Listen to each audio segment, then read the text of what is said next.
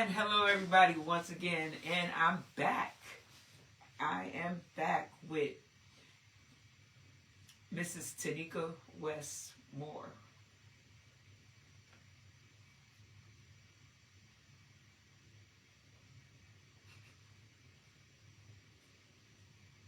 Yeah. I got you. Don't worry about it. So, let me go ahead and properly introduce you, ma'am. You are Mrs. Tanika West-Moore. You are known as the counseling chef, and you're my wife. You're mad lucky, bro. You're the luckiest woman I know. You don't agree? I didn't say I didn't agree. That you did. I didn't disagree. But you didn't agree. Am I supposed to? Absolutely. If you like to sleep in the bed tonight, you probably want to agree. That's not what we're doing. That's not nice. That's not nice, ma'am. You know I wasn't nice when you met me. That's not nice, ma'am. When have I ever been nice? That is correct. So, I will agree are to you that. the luckiest woman in the world? I did all right. See, cut. That's why. Cause you be acting up, bro. Like I'm so nice to you, and you be acting up. How do you just go sit there and tell that bald face lie? Don't do that. With your eyelashes. Don't do that. How you gonna do You see like how she that? talking about my eyelashes? You see, you come to be on her show, and she talks about your eyelashes. It's a thing. It's not a thing. It's a thing. It's Literally, I looked at the list of things today. No, that was not on it. No, that's not it. That was not on No, it. ma'am, that's not it. Okay, introduce me and call me the best wife ever, because I am. No, I'm not gonna do that. I'll introduce you again. You didn't introduce me in the first place. All you did was telling people my name. I was trying to, but you wanted to interrupt. Okay. Well, ladies and gentlemen, without further ado, I would like to introduce to y'all. It's okay. Mrs. Tanika West-Moore. Okay. She is known as the counseling chef. She is a licensed therapist. She is a certified chef. She's also a doula. I'm a labor doula. A labor doula. End of life doula. Okay. Go ahead and finish saying. Because I'm not aware of certified in neuro-linguistic programming, which is a life coach technique that teaches you how to talk to yourself. I'm an elder in the Lord's Church. And what else? What are my other certificates? I have a bachelor's degree in... What's my bachelor's degree in? I have no idea. I just know you. Oh, mass communication with a minor in art and music. And I think that's it. I don't keep up. I don't keep up with all of that. I think that's it. I don't. But I'm about to be an LCSW. Y'all pray for me. Take my test in February. Mm-hmm. And what is that? And what does that test entail? So, in most states, when you are trying to be licensed or certified, licensed as a social worker, it comes in two kind of stages. The first stage allows you to practice under somebody. Like a doctor might have residents or something like that underneath them.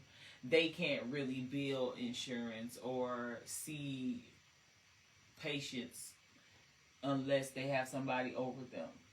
The second level of certification allows you to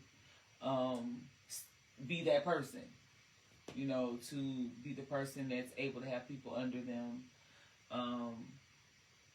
bill insurance, bill Medicaid, and stuff like that without having to go through somebody else. So basically, you want to be your own boss. Absolutely, I was born to be my own boss Okay. with somebody else's insurance. I want to be my own boss, but I want to be an employee so I can have insurance. Insurance is expensive, honey. You don't have to tell me. Well, yeah, I mean, we pay enough of insurance to live inside of insurance. Basically, the way things are running now is more or less like you're working just to pay insurance. Insurance, you know, and mortgage. It's high as all. Yeah, it's high as all get out. You know, it's sad to say that, you know, people out here got to pick a struggle. You know, your mortgage. Right. It's all a struggle. You know, your mortgage, your benefits, your household, and everything that entails inside your household. It's a struggle out here. You know. No. So I mean, it's a lot. Yeah, living is expensive, And so is dying. The only part about dying is once you have gone from the face of this earth, you no longer have to pay bills. That's it. But that's a great cost. That it is, and you're going to pay heavily for it. So, in your field, as a counselor, what all have you done in your field, and how long have you been doing it? So I've been doing social work for 18 years.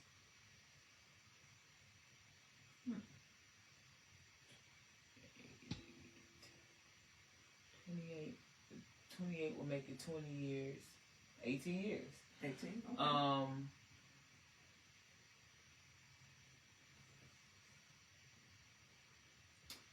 I have done just about everything except for hospital social work and what's the other one? You see, I haven't done hospital social work. I think that's it. I've done social services. I've done crisis. I've done school. I've done corrections, juvenile. I've done individual, and now I've done hospice. So I've done everything except for every micro, which, I mean, there's two forms of social work. There's micro, which deals with the person and the individual. And then there's macro, which deals with the system and the organization. So there are people who deal with, there are people that deal with,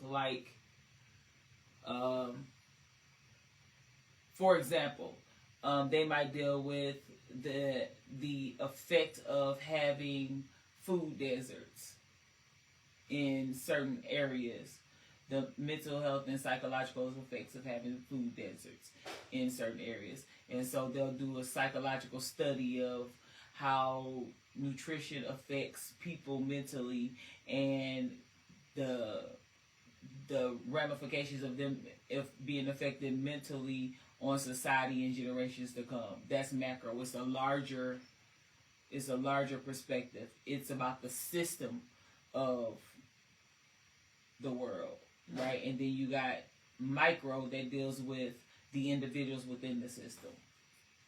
So I've been doing micro. I've done almost everything in micro, all the major categories in micro social work. I haven't done any macro social work that I can recall. Do you plan on staying in that? In micro? No, do you? Or social work in general? Social work in general. Do you plan on staying in it? So I have a different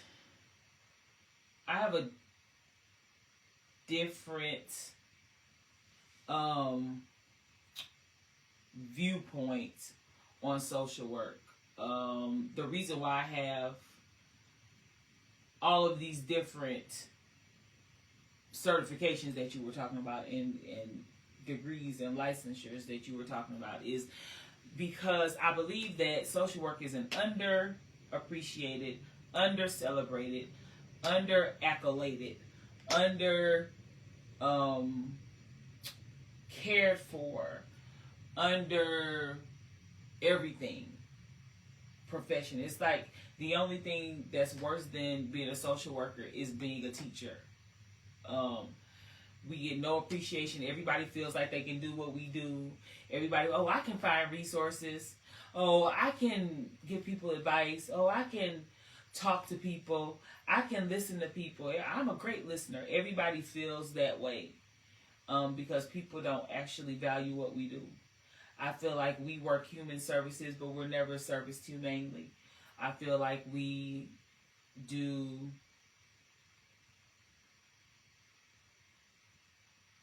the things nobody else wants to do, but everybody treat us like they can do what we do. And in reality, our job is more than giving advice. Our job is more than finding resources. Our job is not only finding resources, it's finding the resource that somebody can qualify for. Because if I call you or come to you and I ask you, hey, can you find me free transportation? You're going to give somebody the advice based on what you know. Oh yeah, I know a program that I used 15 years ago where, you can call these people and they'll pick you up. Reach out to them and see if they'll do it. You're not going to call 3 or 4 different places on that person's behalf and ask them about that. And then when they say, well, they could qualify if they had 1, 2, 3, you're not going to try to get them 1, 2, 3. You're going to go back and carry that info. You're going to info share. You're going to carry the information that you have to that person. You're not going to try to, if what they need, if they can't qualify for that, you're not going to try to get them qualified. And you're not going to search different places to see, oh, well, you don't qualify for A, B, C. Let me see if you qualify for 1, 2, 3. You're not going to do that. You're not going to allow somebody to come in all the time and dump on you when there's not an exchange.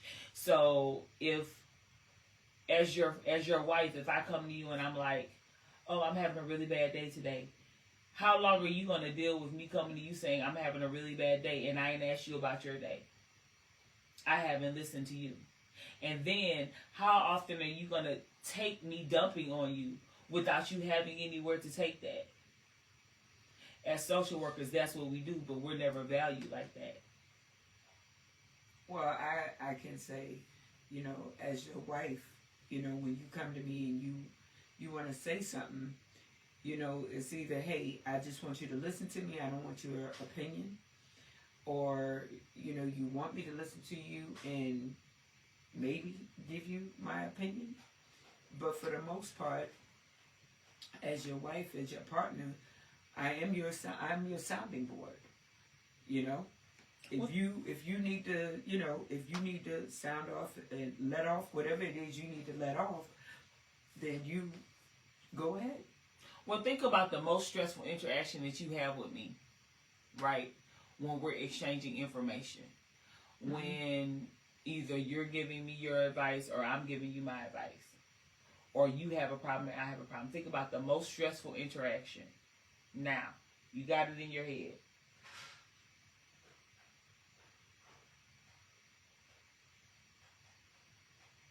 I think the most... I didn't ask you for it. I just want you to hold it in your head. Well, okay. Okay, you got it in your head? You just want me to listen, okay.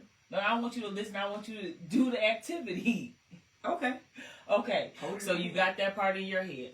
Okay, now. Okay, so... in that moment, there are things that you want to say. Now, think about never being able to say those things. Because, when you and I have a conflict or something, we might not say it right away, but we are able to say that to each other at some point. Like, you might come back to me and be like, you know what, I didn't like when you did so-and-so and thus and so. Mm-hmm. And I might come to you a day later and be like, you know what, when you said da-da-da-da, I didn't like that, right? Or I felt like you weren't listening to me. Okay, so you thought about the most stressful interaction that you had with me, right? Had with me. Mm-hmm. Now think about never being able to say anything in reference to that. We ain't even got to the advice part, right?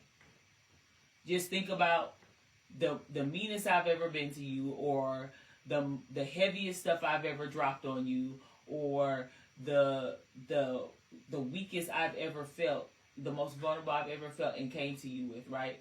And you gave me your opinion. Or when I was hurt and you gave me your opinion, right? You got that in your head? Mm-hmm. Okay, now, think about never being able to give me your opinion. Not only that, think about not being able, think about asking me questions. This is going to make you laugh. And me not giving you the answer. Think about only having one side of the information. Now think about it being something as traumatic as being molested, raped, abused, losing your job, having a terminal illness, knowing that you're going to die, being divorced. You got all that in your head? Mm-hmm. Now go to sleep with that every day, 10 times a day. Think about not being able to share that with anybody because of confidentiality. You know, me and you talk about everything, mm-hmm. but there's tons of stuff in the back of my head from my clients that you'll never know. Because confidentiality says I can't tell you that. Right? Yeah. So everybody thinks they can do our jobs until they got to go to sleep with that. Until you got to go to sleep with somebody else's PTSD. Until you got to go to sleep with somebody else's rape.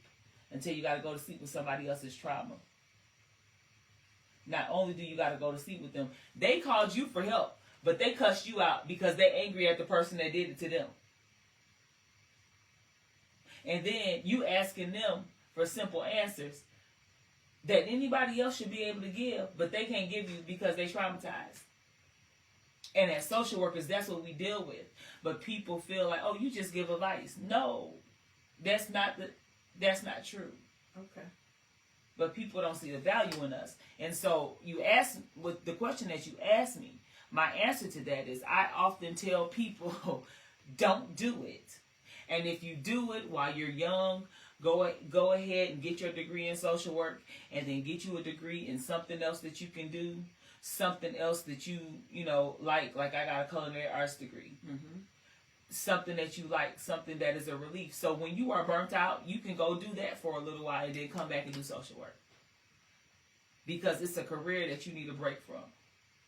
The crazy part is, because of the mental health taboo the taboo that mental health has in society, especially in America, matter of fact, everywhere. I can't even say especially in America because that's a lie. Everywhere.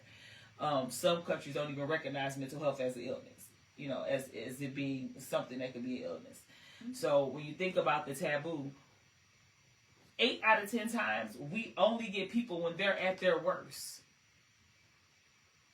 When the trauma has caused an impact in their life that has kept them from being able to successfully navigate through life without disturbance. So now, in reality, you probably been mad your whole life before you come to us. So think about how mad you can be before you get to us. As opposed to, and a lot of people are forced to come to us. So then, as opposed to a person that doesn't do what I do, comparing it to giving advice. Most of the time when people come and ask for your advice or share some information for you, they're open and willing to receive what you got to say, because guess what? They asked for that or provided you the information, share it with you so that you would tell them your opinion. Mm-hmm. When people come to see us, they don't even know they have problems half the time. Mm-hmm. I'm here so I don't get fined. Ain't that what they say at the sports meet? I'm just here so I don't get fined. They're like, you know. Well, let me ask you this. Because I've had a couple. I did a 2-part show where I had Mrs. Alicia and Catherine Denham on my show, and with them I asked them about their style of counseling. Mm-hmm. So when you counsel people, like, what is your different styles of counseling? So I would say that I'm most closely related to reality therapy, which is where you are very open and honest and blunt with the person. You try to allow them to draw conclusions to their own concerns, but you kind of, for lack of a better phrase, manipulate the conversation so that it goes where you need it to go to get those conclusions, Mm-hmm. right?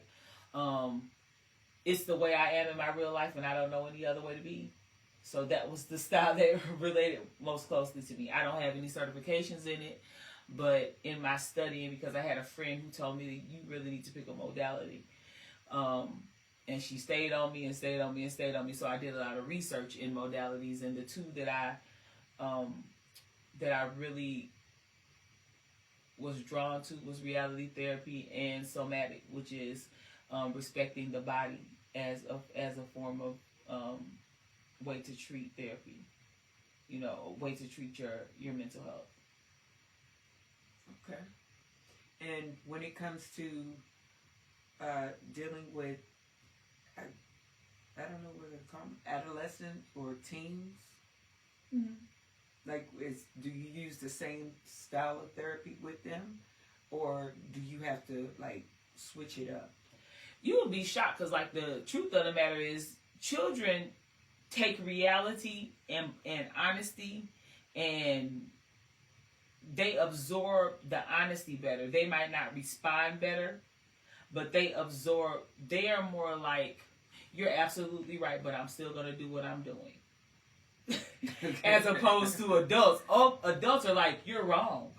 You're wrong. I'm not a black woman with orange hair. What are you talking about? You're wrong. That's not true. That's not true.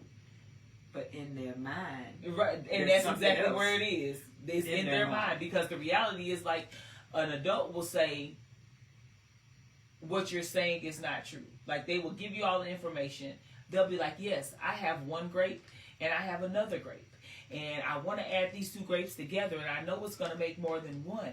And you'll be like, okay, well, don't you think the grapes will make two? Because 1 + 1 is 2. No, that's not right. That ain't happening. A kid will be like, yep, it's going to be 2 grapes, but I ain't going to tell nobody it's 2 grapes. But an adult will argue you down and say it's not 2 grapes. Is that confusing? Does that make sense? I get it. I get it. But I guess my thing would be with people is that when they come to you with a problem, like what you just said, like the 1 + 1, and Mm-hmm. they want to argue that no, it's not true, is that a person is trying to control the narrative every step of the way, and to me it would make it seem like it's harder to even try to help the person if they are trying to control the narrative every step of the way, to where you can't get them to understand that 1 + 1 is 2. So imagine if having 2 things meant that everything you've ever known is, let me see. Imagine having 2 items, 2 grapes, Mm-hmm. means that everything you've ever known is a lie. How hard would you defend not having 2 grapes? Because mind you, having 2 grapes is the end of your life as we know it. Everything that you thought is no longer, if you got these 2 grapes. Okay. So how hard would you fight for that not to be 2 grapes, even though there's 2 grapes in your hand? That's what it is.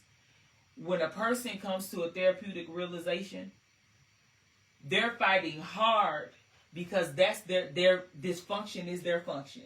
This is how they've been living their life with this 1 + 1 = 3. And the fact that I'm telling you, hey, looking at, you see them 2 grapes? And they're saying, nope, it can't be 2 grapes, because if it's 2 grapes, then that means that every time when I add 2 lemons, it's 2. When I have 1 lemon in one hand and 1 lemon in the other hand, it's 2 lemons. And all my life I've been told that it's 3 lemons. So how are you going? It can't be 2 grapes, because if it's 2 grapes, everything that I do know is no more. So then, what would that, I guess, clinically be called when a person is taught that from young and they grow up into adulthood with that mentality? I mean, it's not really a mentality. What it is we are a collection of experiences. Yvette, are a collection of experiences. Every experience you have makes you who you are. You were one person before you got married, and you got married and had that experience, and now you are a different person. You may have some of the same traits you had before, but your views have changed. Some of your practices have changed. Some of your belief system has changed, because experiences change who the person is. Mm-hmm. So if I tell you something that challenges all of those changes you made, it disturbs your ability to know who you are. And your relationship with yourself is the longest relationship you've ever had. I'll do you one better. Okay. People think that their relationship with their parent, their mother, is the longest relationship they had. Your mother didn't know you in the womb. You knew you in the womb. Your mother knew of you, like I know of Obama, but I don't know him. Right? Okay. You knew you. Obama knows Obama. Right? Right. But Obama don't have no idea who I am. No. Right? Your mother knew that you were there. She had knowledge of you, but she didn't know you. All Obama knows. Thank you for my vote. Thank you for your vote. Excuse me. And his wife is great.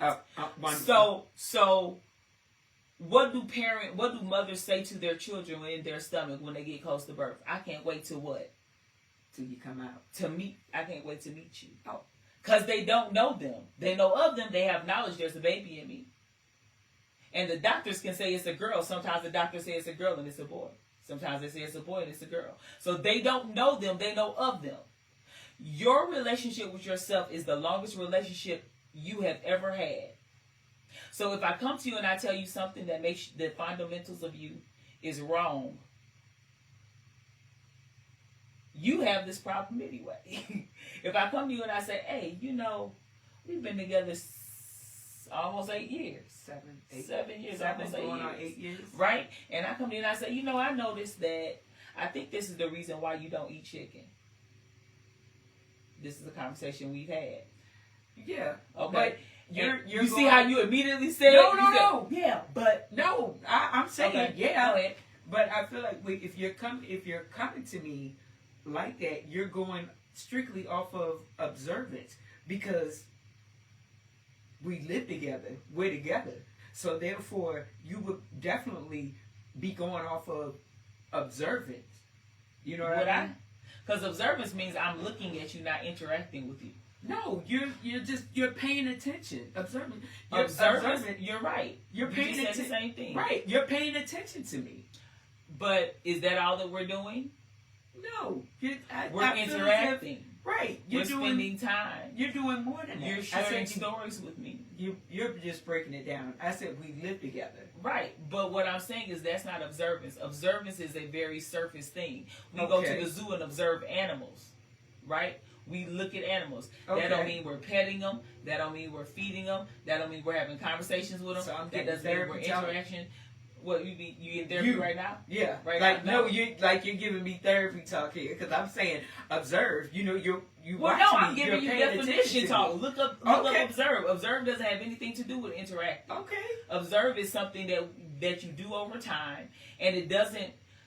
I can observe you without you even knowing I'm there, and without you knowing that I'm doing it. Right. Yeah. But when I interact with you, that's not observing you. that is me being involved in. I would say paying attention. Not even paying attention, because paying attention is something, again, that I do without interacting. I can pay attention to you without saying nothing to you. The only thing I got to do to pay attention to you is look and listen. So right? You would prefer interact? No, I'm just saying that. I forgot where we were going with this. We was going somewhere with this.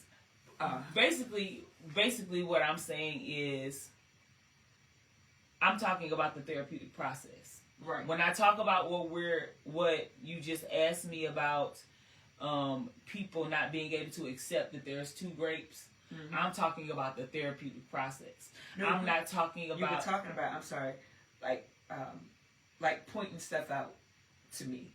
Oh, like what you just said. I'm still talking about the therapeutic process. You said, what was that? You said that you don't like chicken. Right. And you being around me or whatnot or whatever, and I guess over a course of time, you, as they say, collect data. Right. You collect data on me, and then you come back to me and you be like, as to why, and I'll be like, that ain't true. No, I'll listen to everything you gotta say, and then I'll let you know either yay or nay on certain things. But so that's a perfect example. There's been times where I've said something to you and you've been like, nope, that ain't true. And then a month or 6 months later, you'll be like, I've been thinking about it. What you said, I think what you said was true. Mm-hmm. Right? And so that is the thing. That's what I'm talking about. When you're doing therapy with people, it's like you can see it because you're on now. You forgot to press record. No, I pressed record. I was about to say the second time you found No. That's how we did it. No, okay. It has a time limit on there, so we're fine. So but we're live on here, so we got more. Yeah, we're live. We're live on here, so we got more time for our media upload and all that good stuff. It's like that, but think about it like. When people come to my office to see me, you remember like the patients I used to have that would come and do life coaching sessions, right? When they come for life coaching, they see that there's a problem and they're all ready to, but when a person comes for therapy or when you're seeing them for therapy, they ain't ready to do that work. 80% of them. Some people come and they pay their money and they be like, look, I'm going to get all this therapy. Right. I'm going to get the therapy out the corner of the jar. Right? But most people, when they come, they're like, oh, I want the therapy on what I want it on. I don't really want to deal with my problems. I want to deal with the issue at hand. So I don't want to deal with why I'm arguing with my wife. I want to deal with the arguing. But I can't help you with the arguing with your wife until we talk about why. Right. And I don't care what else it brings up. We still got to talk about why. I can't be like, hey, it's not nice to argue. Now go home. Give me my $50 and go home. No, it doesn't work like that. I gotta ask you why you arguing. I gotta know what y'all arguing over. I gotta guide you to a place where I can say, hey, does that really make sense? Because I can't tell you it don't make sense. I can say, does that really make sense? Is that really your wife's stuff or is that your stuff? Or is that your husband's stuff or is that your stuff? Why is that so important? But once again, when you have a person that's coming to you like that, they don't want to get to the bottom of the problem. They don't want to get to the bottom of the problem because I feel as if they already know that the problem could be them. And when they come through the door saying, I don't want to talk about this or I don't want to talk about that and I just want to talk about this, once again, you got somebody coming in the door already wanting to control the narrative, which gives you a struggle because now you got to fight through and everything to get to the bottom of the real problem that this person keeps avoiding with you. So again, back to the original conversation. Okay. When you asked me about why I do what I do and all of that stuff and the difficulty or would I ever stay and stuff. Imagine having to do that every time you opened your mouth. If every time you got on the truck for 8 hours, you had to do that with 8 different people, you would lose your mind. You would be so ready to get off the truck and come back home and be like, I don't want to talk to nobody. You wouldn't want nobody calling your phone. You wouldn't want to talk to nobody because that is exhausting. But people don't see that. They don't view that. They don't view our jobs as that. They think people come into therapy and they be like, oh, well, I think it's all your mom. Your mom made you do it. You know how the old therapists used to blame it on your mom? Yeah. You know, or, oh, wow, well, let's just take some deep breaths. And it's not like that. I can see it as being mentally taxing, exhausting. Mm-hmm. I can definitely see that, especially for people. What I've learned with people that have jobs where they have to be on the phone constantly, like customer service and all of that. By the time I call them, you know, to see how they're, just to say, hey, how are you doing? You know, and I know I can run my mouth or whatever. You know, that person, yeah, I said it. I can Go admit. ahead. I can admit. Go ahead. I know that person. Yeah, I know some people don't want to, you know, talk with me on the phone. What I'll get is a text saying, hey, I just got off. I'm in the bath. I'm chilling. I'm whatever. Boom. And I will leave them alone. Because here's my thing. If that's your job and you know how you're going to feel afterwards or whatever, just let me know that, hey, this is how I'm feeling. This is whatever. And I'm cool. I can leave you alone until you're ready to pick up the phone and talk and say yay, nay, your day, how's it going, whatever. That's fine. I don't have a problem with that. But by me being a truck driver, I don't have time to be sitting up texting with people. I'm driving, I'm moving, I got stuff to do. I will pick up the phone and call. I'll call whoever just to say, hey, how are you doing? You know what I mean?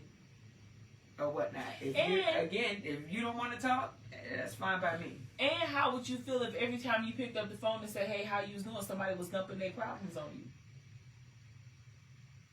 I guess to me, at that point, it wouldn't matter. It wouldn't matter because if that's what you want to get off your chest at the time, then go for what you know. And I've had that happen. I work 2 jobs. Okay. I'm super tired. Go ahead. I mean, to me, it's okay. I've had days where I've had people like call me back to back that just want to let off whatever it is they want to let off. I've had, like, I can tell you 3 people in a row. I mean, flat out going off, cussing out everything, and I just sit and I listen and I'd be like, you all right now? Yeah, I just need to get that off me. And all right, cool. I hang up the phone with that person. The next person call me. Girl, I gotta I'll let them go. Let them go. All right, you good now? Well, maybe you should be a therapist because everybody, social worker, therapist, counselor, because everybody swears that they can do it. And I tell people all the time, you swear you can do it until you get somebody in your office and they're telling you, when I leave here, I'm going to go jump off a bridge. And you see the answer to their problem. I mean, but and you're giving them the answer and they're like, yep, but it don't matter. Right. Or the problem ain't nowhere near, like, so there's these standards of crises, and the problem ain't nowhere near a standard of a crisis. Like, you know, I've had a person call me and say, oh, my cable bill is due. That is not a crisis. That's not a crisis under no circumstances. Should you be feeling like you gonna kill yourself because your cable bill is due? Like, and you can't just say, huh?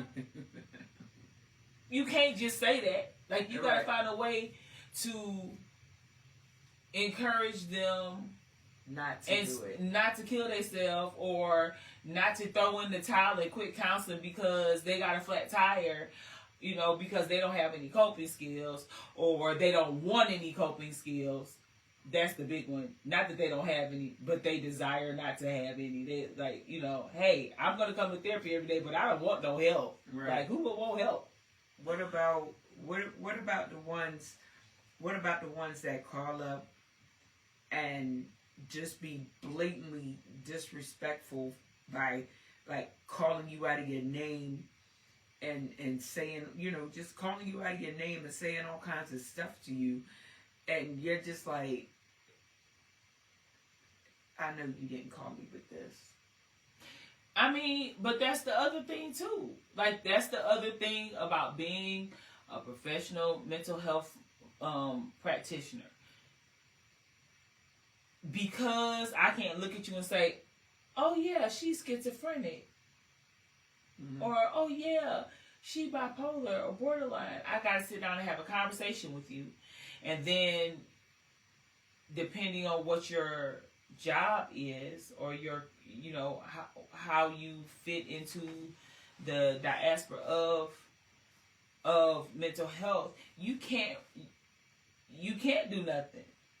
In your job, if somebody call you a racial slur, you can pull your truck over and cuss them out if you want to, and you probably won't even get fired, right? But if I'm gonna answer that. I'm gonna let you go. But if I respond to somebody calling me a racial slur, I ain't got no job. It's ethically, I can say, okay, well, sir, since since that's the way you feel, I'm gonna promote you to future visitor of another office, because you can't, like, I can discharge you only if you're not in any mental health danger. If you're in mental health danger, like if you're in the middle of a crisis, mm-hmm. if you're suicidal, if you have a any type of problem that will leave you, that could result in your decline, ethically, I can't stop treating you. Right. Even if you can't pay me, I can't stop treating you ethically. I can reduce my price. I can help you find somebody that's within your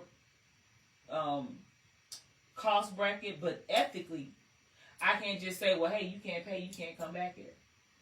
Now, there are some social workers and therapists and counselors that do that, but ethically, if I feel like you're in danger, mm-hmm. no matter what you're saying to me, no matter how you're treating me, until I can get you somebody else, ethically. And when I say ethically, I'm reiterating that because a lot of people ain't gonna do it. Because you shouldn't treat people like crap. People don't have to help you no matter how much. I'll give you your money back and you can go on and find you a therapist. If you don't like women therapists, you don't like black therapists, here, let me give you your $20 back and you go find you a therapist that you like. But ethically, because we're not sure how long it will take you to get in the office. We're not sure how many appointments if that person is taking any additional people. We're not sure if that person can service you. Mm-hmm. We are leaving you at risk. And so ethically, because of who we are and what we're supposed to do, we're not supposed to leave you at risk. So if you call or if you come to my office and you're acting crazy, as long as you're not violent towards me, mm-hmm. you can say what you want to say, and guess what I got to do? Take it. That's why I say people do not know what our job entails. They undervalue us because they do not know what our job entails. It's the same way with the teacher. You watch all these videos about these kids who are disrespectful and rude and jumping on these teachers, and the parents is cussing the teachers out because your little raggedy tail kid, your bad mouth kid, your disrespectful kid that came in here and hit a grown person. Or cussed a grown person out, and then the grown person then yoked your kid up like they was crazy because your kid was talking to them like they was crazy. And so now they on the news, they done lost their job because you ain't do nothing with your kid at home. Or because you scared of them. It's the same way. But we can't yoke them up. If we yoke them up, we're going to be the ones on TV just like them teachers be on TV. Well, I'm going to say this. And, clearly, we are in two different professions. But these two words that I'm going to say entails the both of us. And that's licensed professional. And that's we ain't professionals. You ain't hear the news. Well, you're a professional. I'm not a No, professional. yeah, you are. I'm not even going there with all that. I just that don't even count. No, that crap that they're doing, that don't even have to count. I think that's for the ones that got something to do with kids and all that stuff. No, that's us. And listen to me, because I'm about to get off subject a little bit. For the ones that are in control of the education system, all that crap or whatever, I think it has something to do with them and underage kids or something like that. I listen to so much news and all that stuff. It don't have nothing to do with Trump and his dumb crap, but it has everything to do with those that are in position. And I think it got something to do with them messing with kids or something like that. No, they took professional. They have deemed certain. I'm about to tell you what it is. 100% sure. But hold on. Let me finish. And I say that we are, like I said again, licensed professionals. We are licensed. We are considered licensed professionals out here. So just how you said, I can pull my truck over and cut somebody out. Guess what? I can't do that. Or better yet, I got a camera in my truck. So if I'm driving and somebody comes up beside me, they yelling at me, I roll down my window and I'm yelling at them, that camera picks that up. And I'm supposed to be a professional out here, a professional driver. Okay? That's what we're looked at is out here. We're supposed to be professional drivers. So when people are out here and they're doing stuff, I'm not supposed to retaliate really in any kind of way. Not supposed to. I like the way you put that. But then the other thing too is like, if I retaliate, somebody might die. If you retaliate, they just gonna be mad. No, somebody could die. No, you know what I mean. Somebody would have to die because you killed them. They're not gonna go kill themselves, or they're not gonna sink into depression because you cussed them out on the freeway. I mean, I get that all the time. But if you call me and you say, or you come into my office and you say I'm suicidal, and then you turn around and call me 3 or 4 racial slurs and 3 or 4 sexist slurs, and you say, and I'm on, so I'll tell you something. I've had somebody, I'm gonna come to your house and kill your whole family because I hate you N-words or something like that. And I say, well, you know what? Do that. You come to my house, your family gonna be, what to say? There's gonna be some slow singing and flower bringing, right? If I tell them that, and that person says, oh my God, the therapist just said da da da to me. I must really be a terrible person and kill themselves. Yeah, right. But again, but ethically, that's why we're bound like that. Right. I literally just listened to the tutorial today about how even if a person can't pay, that until they are able to pay, we have to offer them ethically. We're supposed to offer them a discounted price, even if they can't pay their copay, like they can't pay the $45. Ethically, we're supposed to offer them a lower price until we can transition them into what they care with somebody else. They can offer them, which means again. So here we go. You can't drive your truck for the price that your job is paying you, but you can't quit your job because the goods that they're carrying is important for the America to survive. Yeah. So you gotta drive for what they can pay you until they can find somebody else to drive. Now, you can also help them find somebody else to drive, but now you gotta do your job for less and do their job.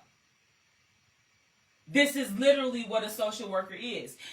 Going all the way back to what I was saying when you asked me, hey, are you gonna do this forever?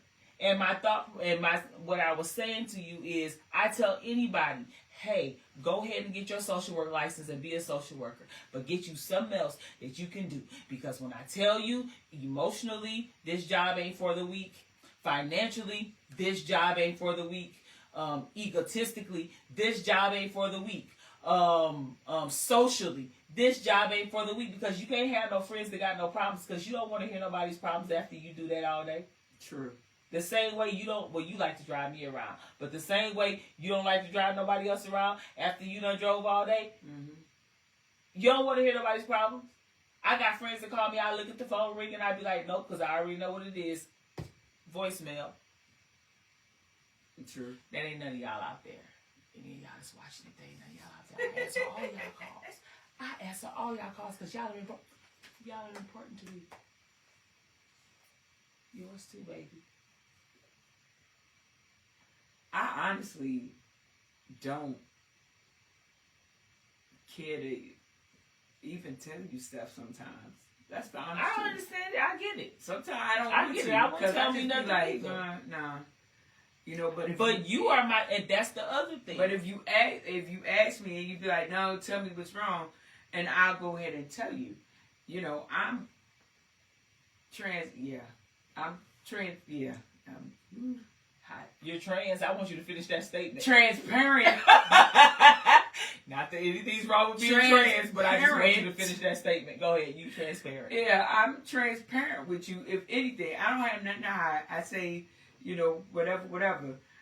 But I know what your job entails, and sometimes, like I said, sometimes I don't care to talk to you or say stuff to you. But that's the thing. We still gotta be, as a social worker, I still gotta be your wife. Right. I still got the same way you still gotta drive me. Don't ever stop driving me because I hate to drive.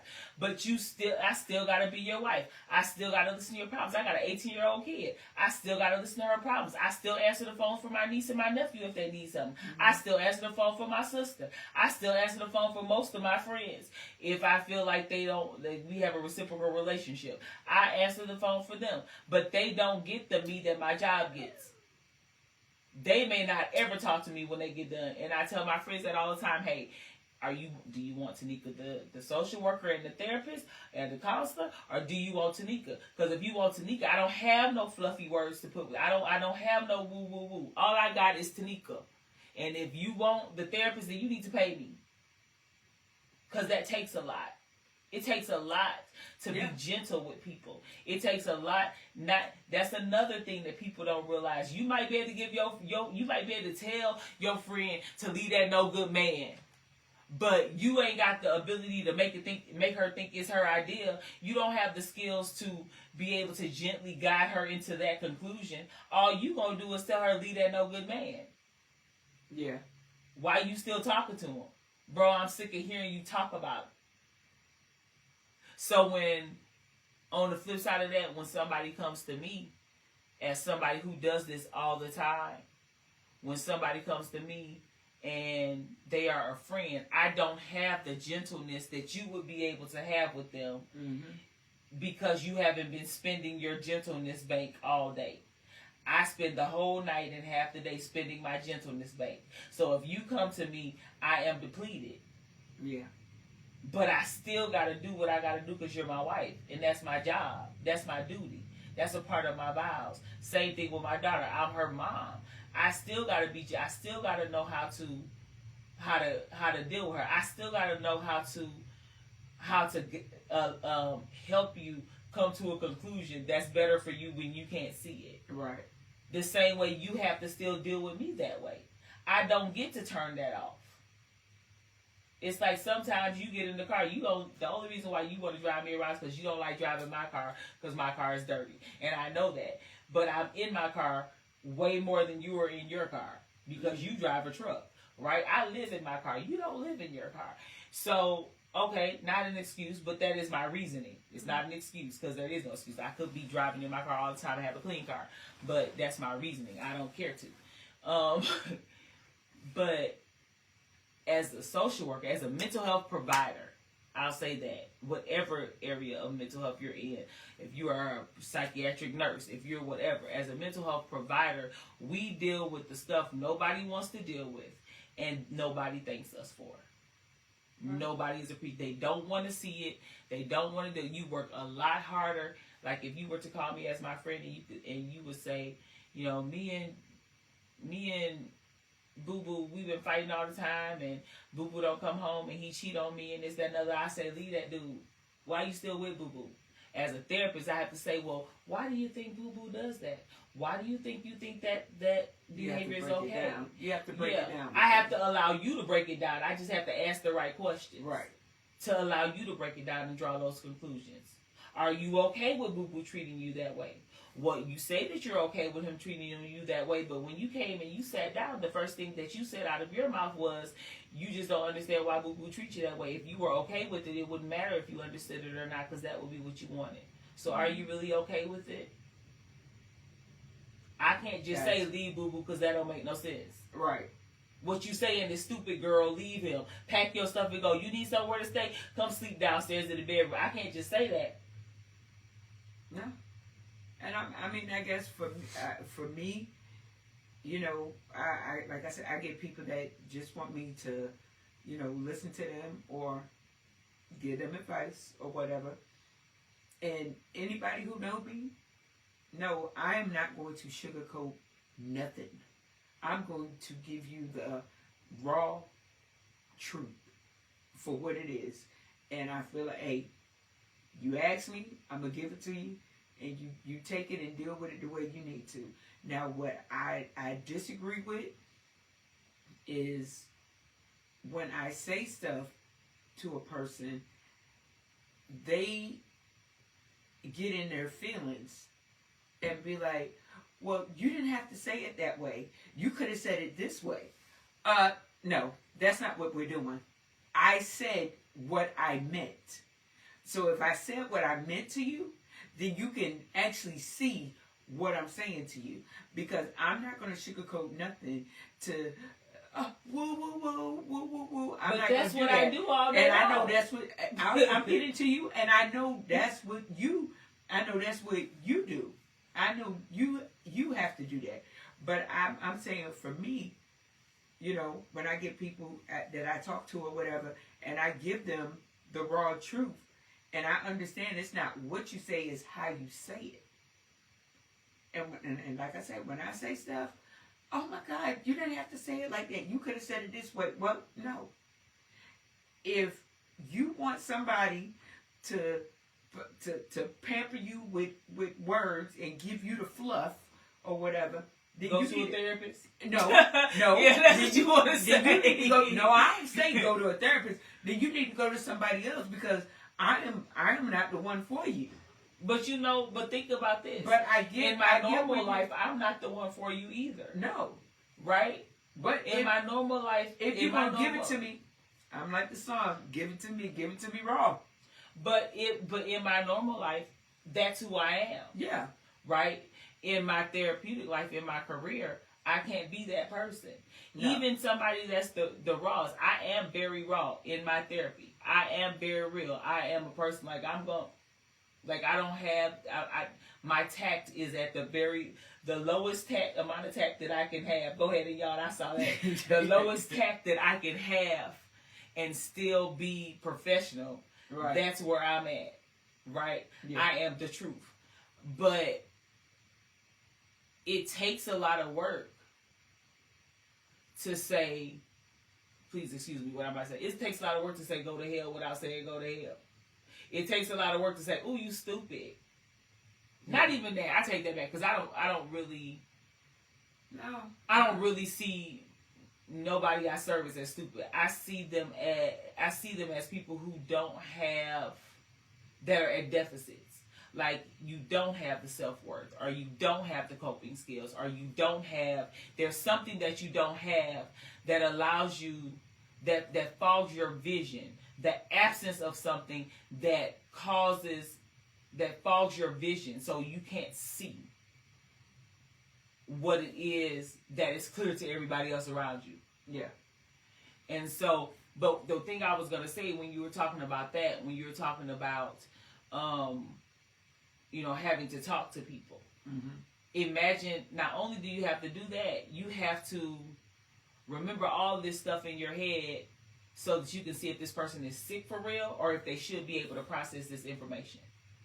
So not only am I talking to you to try to help you draw a conclusion, because we don't give you answers. Therapists don't necessarily, give you the answers. They don't solve your problems. What we do is give you different glasses to see your problems through. Mm-hmm. Help you identify that there is a problem. Give you tools to deal with your problems when there are problems that you can't change. You're almost like a doctor, so to speak. Absolutely. Because by just sitting here and listening to you, I can recall when I went for my bypass surgery, and I was talking to the doctor, and I said something to him about the sleeve because I wanted to know about it, right?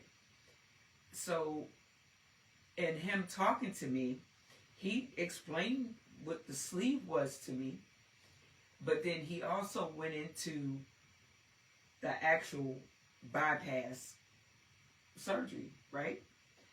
And it was like saying without, how can I put it? Saying without telling you what to do.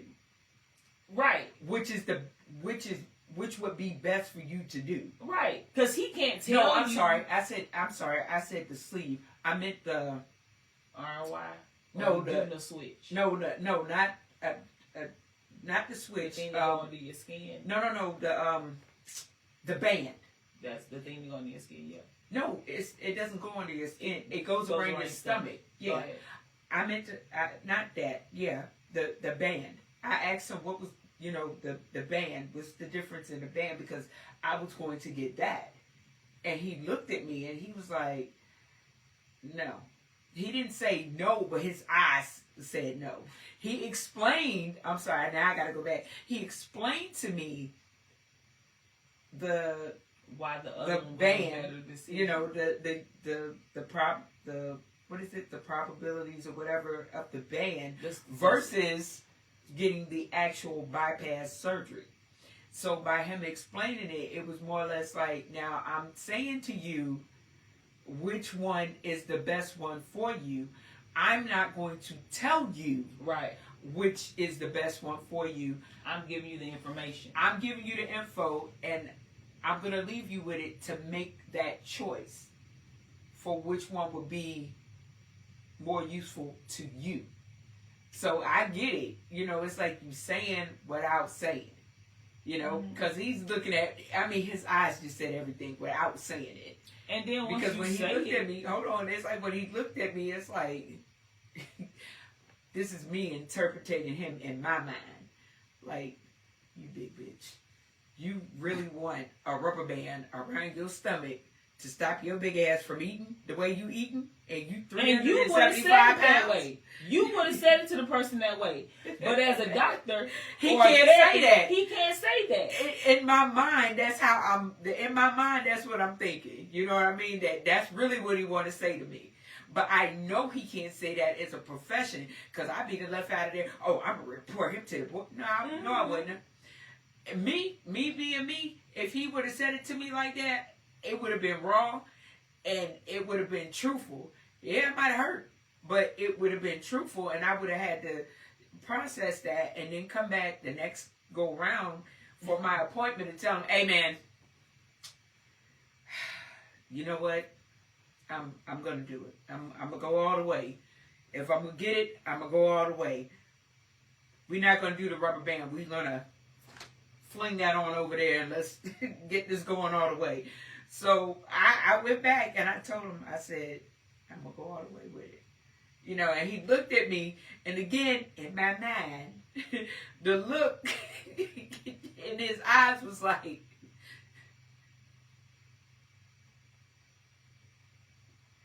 I'm so glad I got through to you. And I will say this though. I absolutely love what I do. I love what I do. I think a lot of my disdain comes from the fact that nobody values it. And not that I need anything from anyone. Like, I don't need any accolades or anything like that. Mm-hmm. But I I don't like being discounted. It's my own stuff. There's probably a diagnosis, my nose itch, but I don't like being discounted. I don't like for somebody to say, because I feel like everybody brings value to the world. Yeah. You got people, when people say, oh, well, oh, he's just a janitor. No, he ain't. Because if he ain't here, the trash don't get taken out. If the trash don't get taken out, then you get bugs. If you get bugs, then we can't be here because I don't do bugs. Right. If you don't mop the floor, then your shoes stick to the floor. Like, he's not just the janitor. He's the one who keeps this building running. She's not just the secretary. If she don't order supplies, you ain't got a pencil to write with. Right. So, I feel like we do... What? No, I said I feel like everybody's job is important. Right. And I feel like a lot of people don't feel that way. They don't.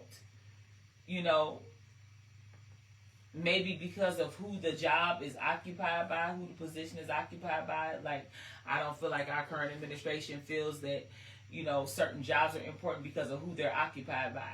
And then, or I don't, or you have people of certain financial or economic statuses that don't feel like, oh, you don't feel like your gardener is nobody. But if your grass ain't cut, then the snakes come. If the snakes come, your kids can get bit. If your kids get bit, they can die. I think that your landscaper is real important. I don't think it's per se the person.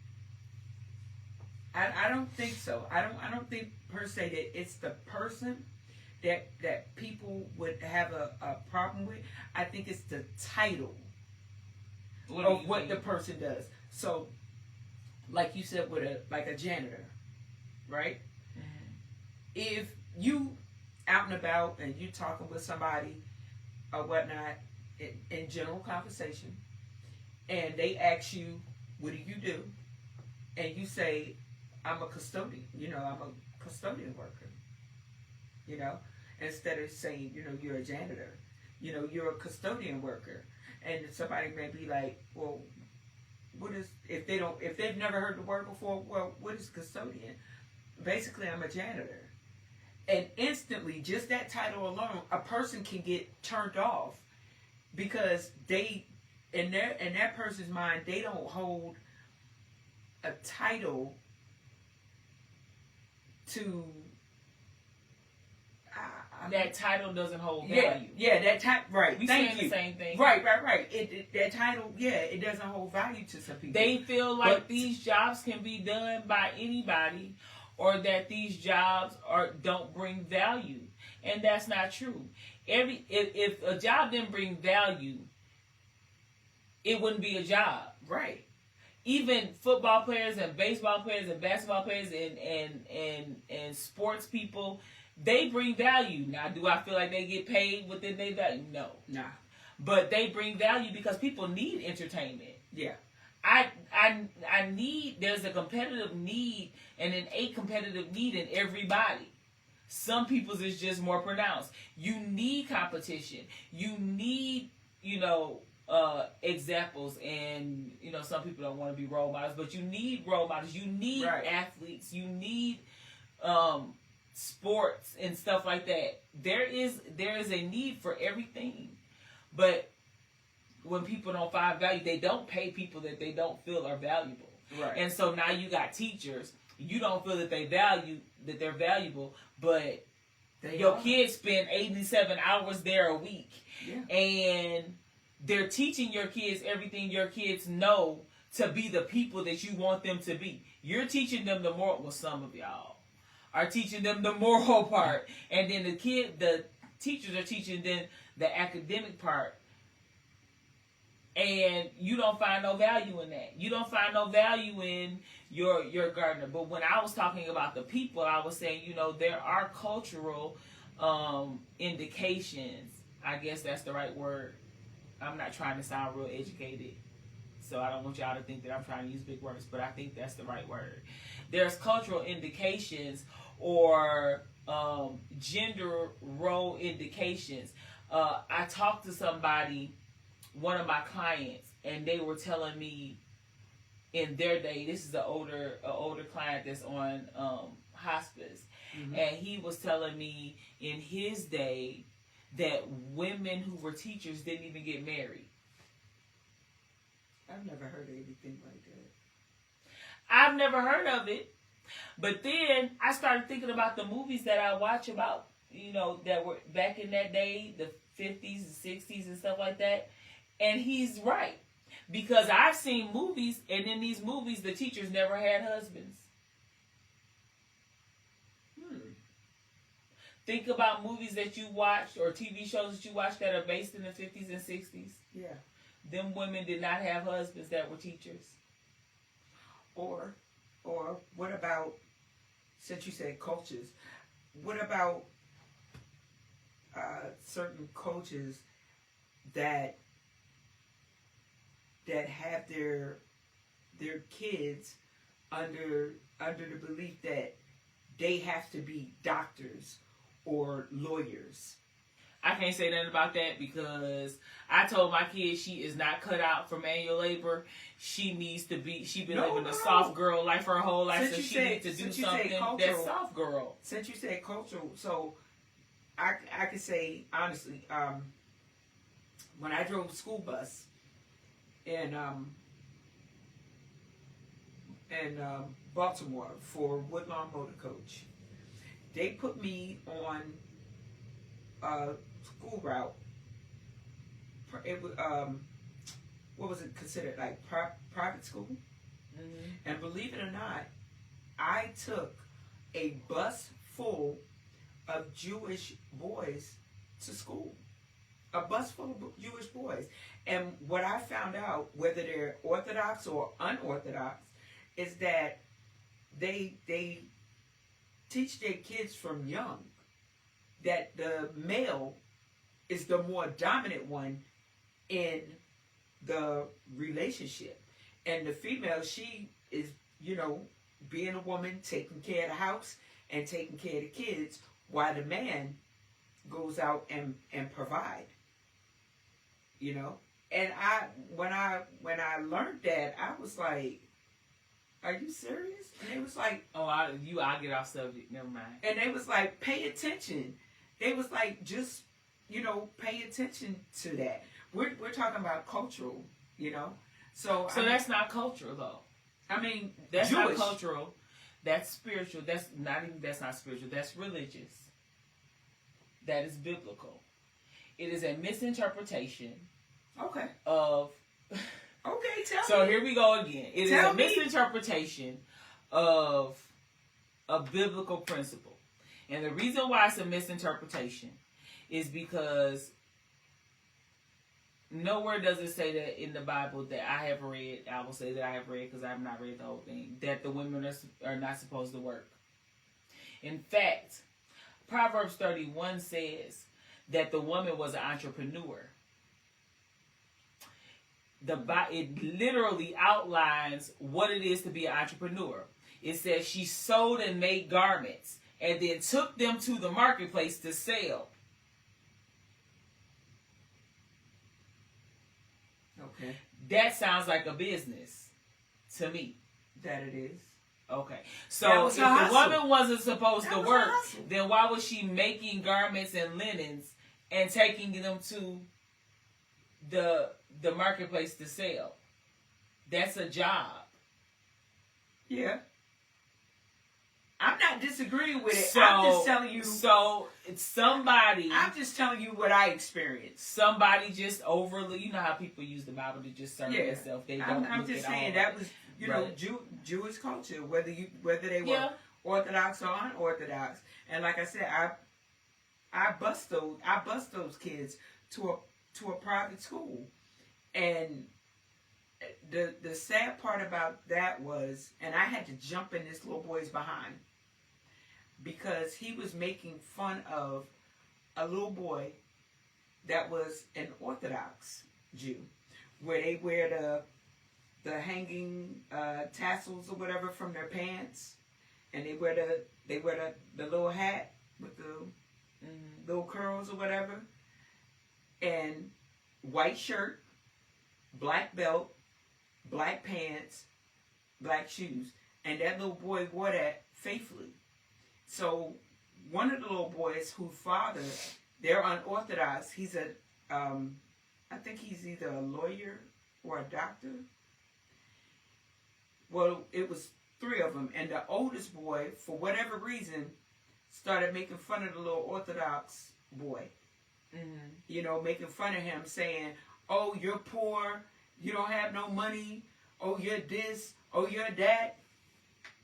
And let me tell you, if I didn't pull that bus over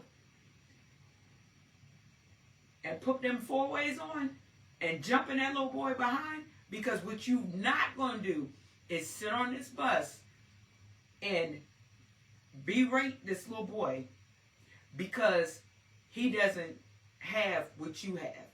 And I said, just because you look at him like that, don't mean he's actually like that. You don't know what that little boy have or don't have. That's true. But you want to sit up here and make fun of him because he's not running out the door from a house that looks like yours, or his father doesn't have a car like your father, or anything like that. So what you're not going to do is that. And he was a little redhead boy, little mean behind. But I got him straight. And I also told his mother, "Hey, can I talk to you, miss?" I got off the bus and I talked to her. She looked at him. "I will talk to him." Well, he didn't know that yet that he was broke, like Bill Cosby said. Right. You don't have nothing. You're right. poor. And I told him, we rich. Look, let me tell you something. I told that boy, I said, you have nothing. I said, you have nothing at all. I said, your parents are the one who have everything. You have nothing. You are broke. So you don't sit up here and make fun of that little boy because he don't have what you have. You're broke. And go home and tell your parents what I said. And I guarantee you they will agree. They will agree. They will agree. They will. Because it's the truth. And it's just something else out here, but in the world. What I was saying is that, like, the way that, that value on what that little kid was going to be. Mm-hmm. Because his dad was a lawyer or a doctor or whatever his dad was, and the other kid wasn't, I don't know what his dad was. But that's the thing. You got to think about a lot of these positions, and that's what they're talking about politically. Like, a lot of these positions that they're calling not professional are positions that are held by minority females. And guess what? There were very few professions that were not held by minority females. Minority females and females make up most teachers. Yeah. Minority females make up a good part of them. Minority females make up the greatest part of social workers. There are very few non-minority, non-female. So you know what that means. Yeah. People that are, social workers. Minority females make up nurses. Mm-hmm.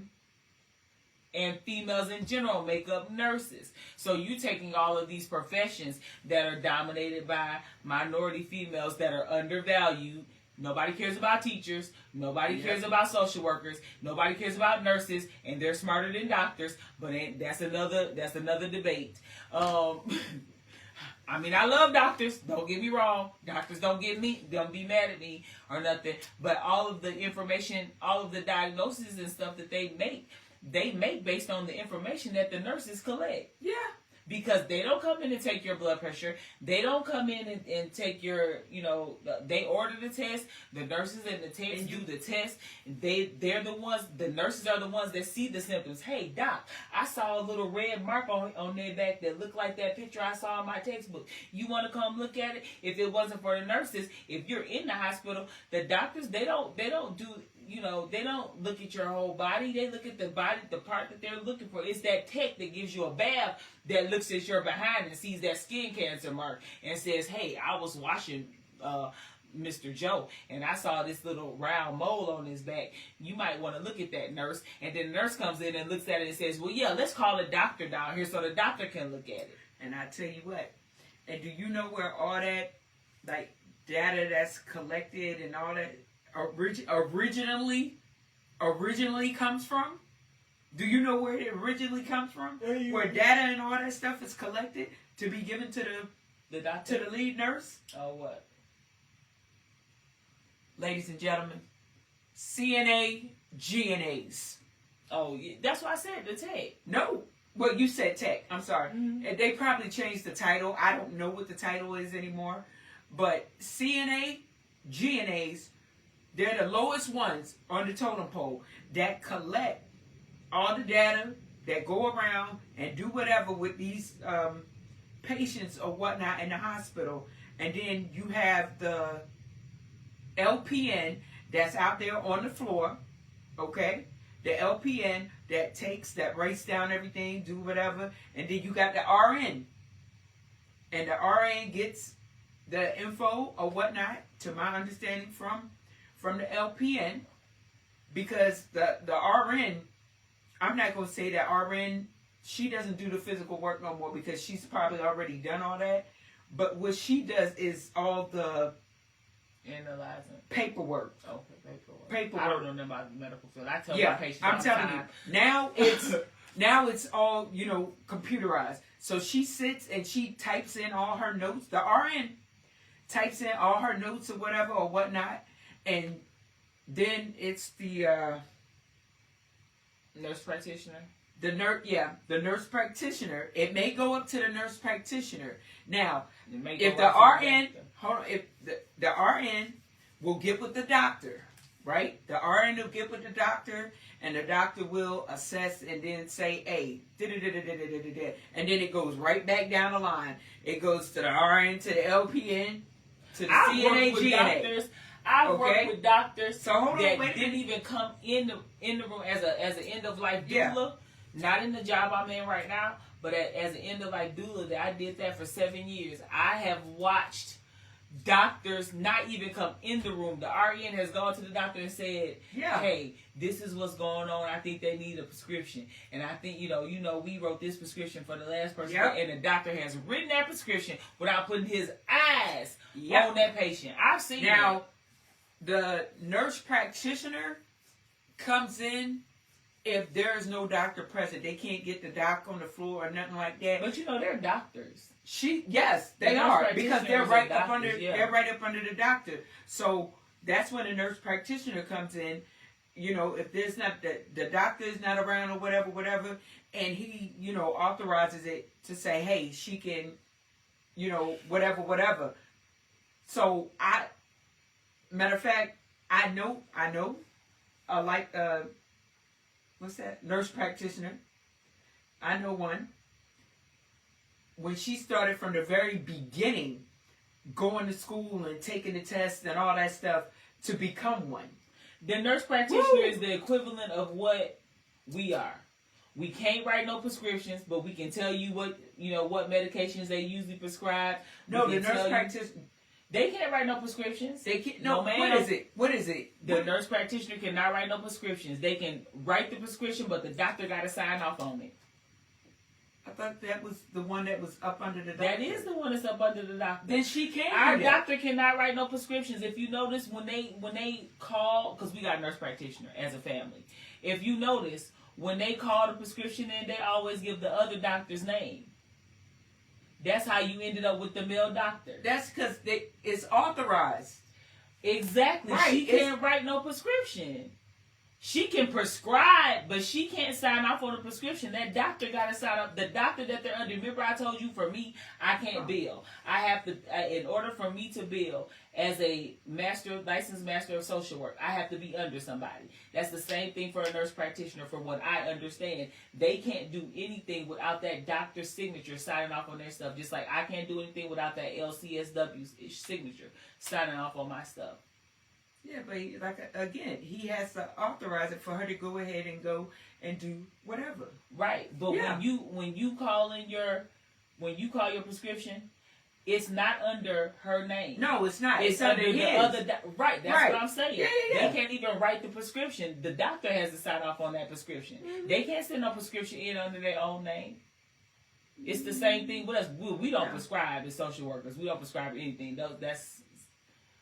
I want to say that's psychologists that can prescribe. We can't prescribe at all. No, Now on your end, I don't. Yeah, it's know. real weird. It's But like 15 of us. It's the doc, nurse practitioner, RN, LPN, CNA, GNA. Boom, just like that. And then the janitor. Well, no. The janitor is a part of the hospital. He's probably above the CNA, GNA because if he don't clean up, yeah. Well, there's a whole bunch of stuff going on. And again, we can go back to titles. I don't like when people discredit people like they're nothing because of a title. That I am so against, because my grandfather was a custodian for Rahway Public High Schools. Okay? That man was very well respected. Okay? Them kids, he didn't play with them kids, and them kids knew. So he was very well respected. Worked at for years. Miss Gloria. Mm-hmm. She was a custodian for Baltimore public city schools. Right? Mm-hmm. She worked that job, retired from it, okay? A homeowner, a house, probably good credit or whatever. But because of her job title, people, that's what you do? Yeah, I wouldn't discredit nobody. Because that very same person that you discredit because of their job title will be the one walking out to a Cadillac, a car you can't afford. I'm just saying a Cadillac. I guess what ticks me off about people discrediting people with jobs is because with certain jobs is because it's all based on the value that people put on the job. Title. Like nobody can, not the title, just the value that they put on the job. You can call a janitor or a custodial technician. They don't care. Yeah. You got I called somebody a secretary by accident and they went off. But the reality of it is, it don't matter what they call you. It's about the value they put on the job. They put I'm not gonna say that. So the value that they put on the job has nothing to do with title. It's about the value that it has in their life and how you see that. How you see the succession of things based on that value. They don't have no value on mental health. Nobody values people having their mental health. Think about it culturally, even as African American people, as saved African American people, it's just become a thing for people to put value on mental health. You couldn't, up until the last 20 years, not even 20. I'm 47? I can remember a time when you couldn't go to church and say you was depressed without somebody saying pray about it. What? You don't tell a cancer patient to pray about that cancer. Right. Don't go to the doctor. Right. Pray about that cancer. No, you don't say that. You don't say to somebody that's suffering from depression, don't go to the therapist. Pray about that depression. Yeah, you can pray and you can go to the appointment. You don't have to choose. You know what? When it comes to titles, at the time I was a bus driver, and I got pulled into the office to say that I would make a coach bus driver, and the title that was given for that was, he said, when people ask you your job title, tell them that you're a commercial vehicle operator. That's why I say titles don't matter. Right. He said, say that and see what somebody says. I said, so you mean I'm a bus driver? Because that's what I am. But that's the thing. Titles don't matter. It's the value. Like, people don't value bus drivers. That's why they make it like they don't tell their kid to act like they got some sense on the bus. Well, hey, guess what? I'm not willing to drive my kid to school every day. Better ask my daughter what happened. You missed that bus if you want to. You got to go to school. So I hope you got a good pair of shoes. Because I'm not driving you to nobody's school every day. And I sure ain't coming to pick you up. So I value the bus driver. I tell my don't be acting no fool on that bus. Give the bus driver a Christmas gift. Give the bus driver a Easter gift. Give her a birthday gift. Value that. You know, they don't value the custodian because they don't see what they do that helps the business of their life function. Run.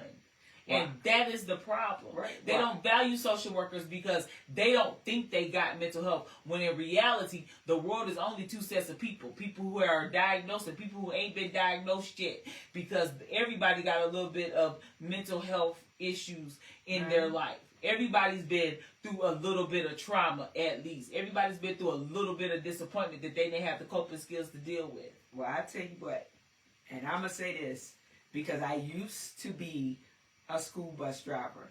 And I will say, on behalf of any school bus driver that is out here in the world, if y'all catch this, I know when them kids get on your bus, you get them right. And you let them know what's what when they get on that bus, because they're not going to get on there and act a fool.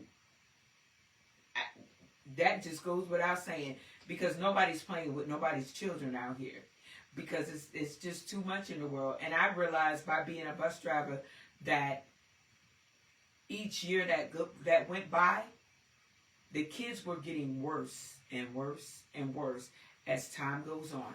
That's why I stopped substitute teaching. You know what I mean? It got worse. I was going to be in prison. And another thing. Not jail. That little Orthodox, back to him, that little Orthodox boy, Jewish boy, that got on my bus faithfully, if that little boy wanted to, he could have told him, at least my father make sure I get on the bus and he's there when I get off the bus. That man was faithfully sitting on that porch. Am I supposed to be hearing something through these headsets? Mm-hmm. Because I don't hear a thing. No. It's good. Okay. No, it just fine. died on me. No, you're fine. It's okay. But I you know, it just goes to show you what we place value on. Because if you think you can call it can't be the title, because a football player ain't the same thing as a basketball player, ain't the same thing as a soccer player, ain't the same thing as a hockey player. But they all get paid more than the teacher. So it ain't the title. But it don't matter. But you can, you know, it's the value that society places on the profession. A society places more value on a politician than a teacher. When the teacher's the one that trained the politician, which is something I don't understand. If you are the person that trains the person, you should always get paid more, because you're the one that's giving them the knowledge that they need to be what they're going to become. Or with that being said, I feel as if when people have arrived and are of professional status out here, I think that those people should go back and pay homage to the ones that helped them get to where they're at. That's just my personal opinion. I know me. I would. If I were a basketball player, a football, any sports, okay, or I got out here and I made it acting, any type of profession that pays money like that. Mm-hmm. You know what I mean? I know me. I would go back and pay homage. I say, thank you. Not just thank you, not just to say thank you, but I will also give to let them know, hey, I appreciate you. I thank you for helping me get to where I'm at today. I think, if anything, that is most important. And you got some people that do. What would you do? What would you do if you made it big? Like, what? If I made 5 things. Name 5 things. Yeah. Like besides 5 things buy like your wife what she wants.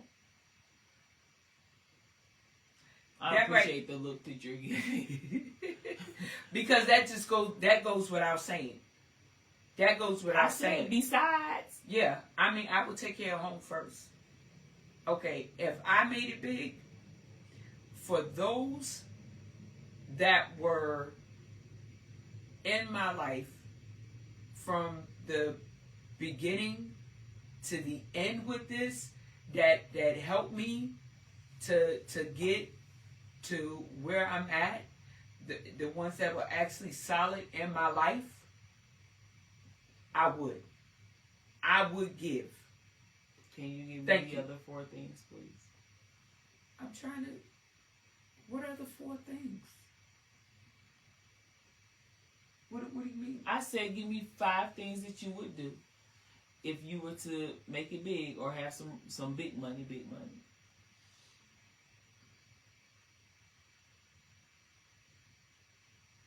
Because this is an argument we always have. Don't be changing your answers. Go ahead and get an answer you usually give. No, I'm not changing. I'm not changing my answers. I'm not changing my answers. Of course, I take care of home first. Some family members. Some friends.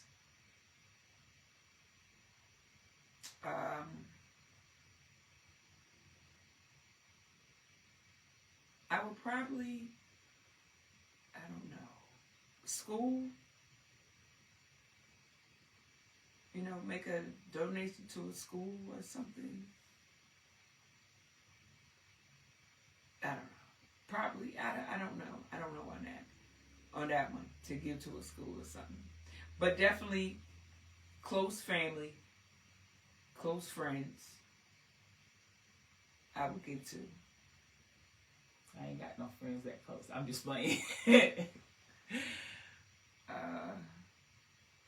don't know. I don't have anything else. I would. Church? I would definitely buy my church a building. I will buy them a building. I might even let the bishop pick it. but I can't promise that, because I just like surprises. And so how do I surprise you with a building if you're picking it? Duh. I would definitely, my sister is about to have a baby, so I would definitely buy my sister a house, because I know she want a house. I would buy it cash outright. I pay off our house, and I would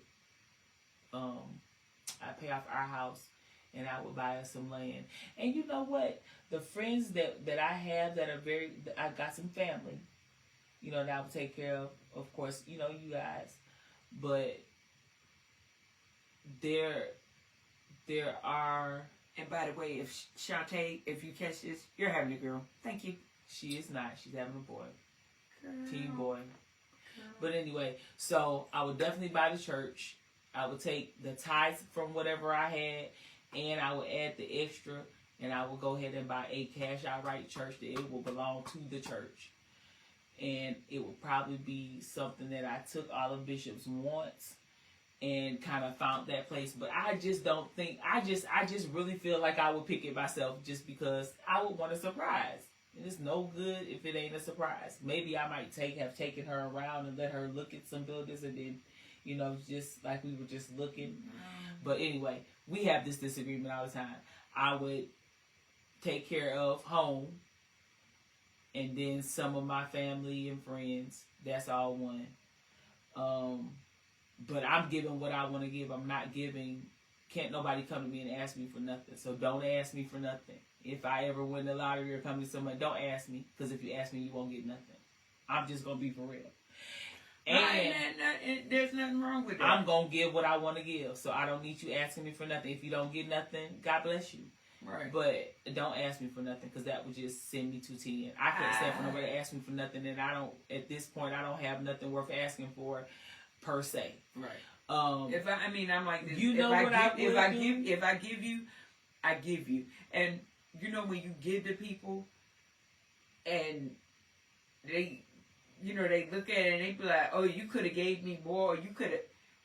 I'll take back. I'm like my grandfather. I am like my grandfather. If you open up your mouth and you say that to me, guess what? I will take it right back and I will walk clean off from you. My sisters, which is your sister and my sister, even my brothers, I would definitely buy them homes, and I would pay off my aunt's home and get my daddy and my stepmama home. I would definitely, that's what I would do for families.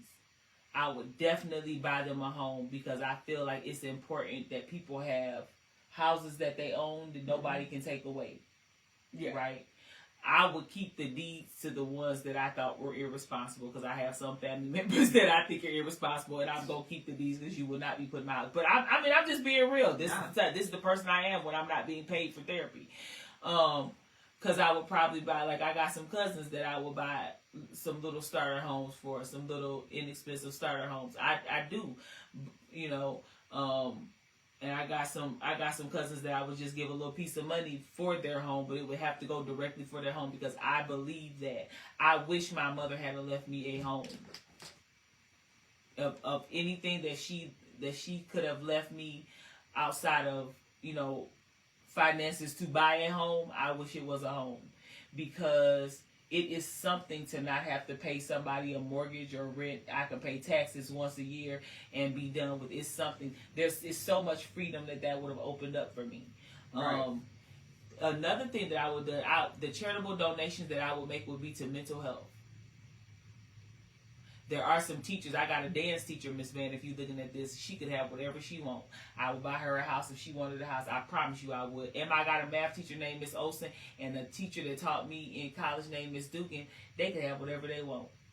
And Dr. Kershaw, they could have whatever. And see, that's what I'm talking about. Paying back homage to those that help you get to where you are. So the people that we met last weekend, Alicia and Catherine, mm-hmm. I would buy them a big old studio. I would literally build them a studio from the ground up. Custom everything. And I would do the same. Now, I wouldn't do the same for Tristan because Tristan would take all my money. But I would give Tristan a little bit of dime for him to, you know, build out his brand. But those are really, and Jen. Okay. Jen could come to me and say, "Hey, I would like to buy 400,000 beef patties," and I'd be like, "Here you go, Jen. You can buy 400,000 beef like patties." I said, for me, family, you know, close family, friends that are close to me. Yeah. You know. How many friends that are close to you do you have? Probably, 2? 3? 4?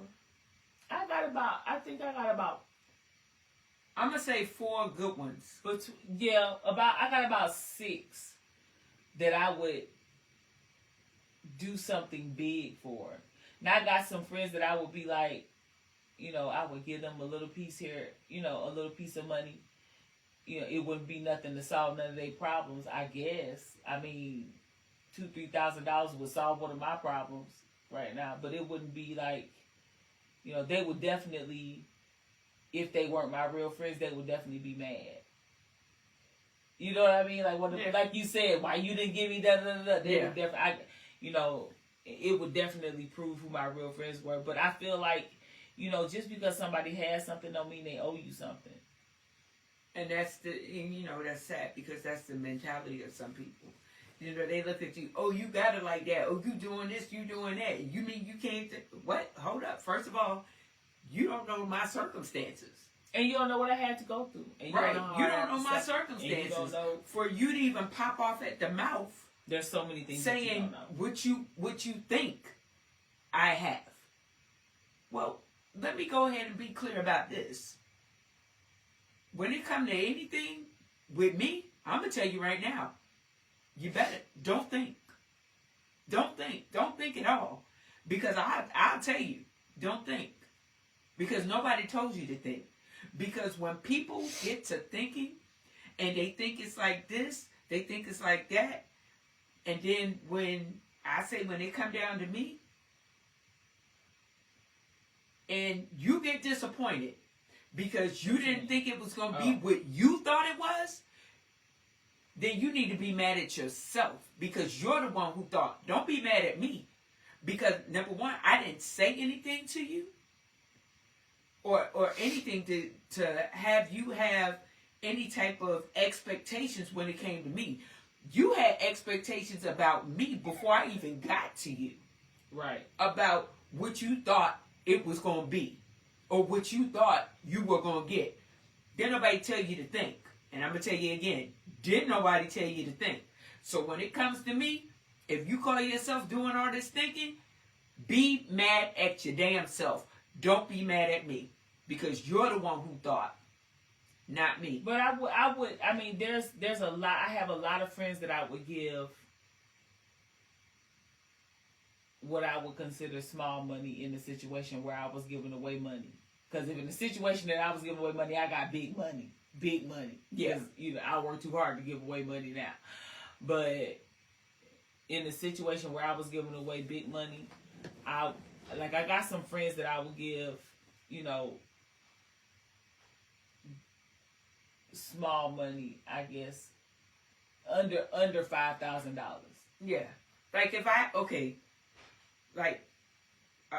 my friend that's in Baltimore.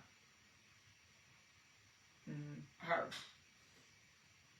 If she came to me and was like, vet, because I know she ain't gonna come to me on some fluke crap. Mm-hmm. Just because she think I got Mm-hmm. If she came to me, she's gonna be like, vet, hey look, you know how we do. I'm in a pinch right now. I don't have my money. I didn't get my money. No problem. I got you. Mm-hmm. No problem. I got you.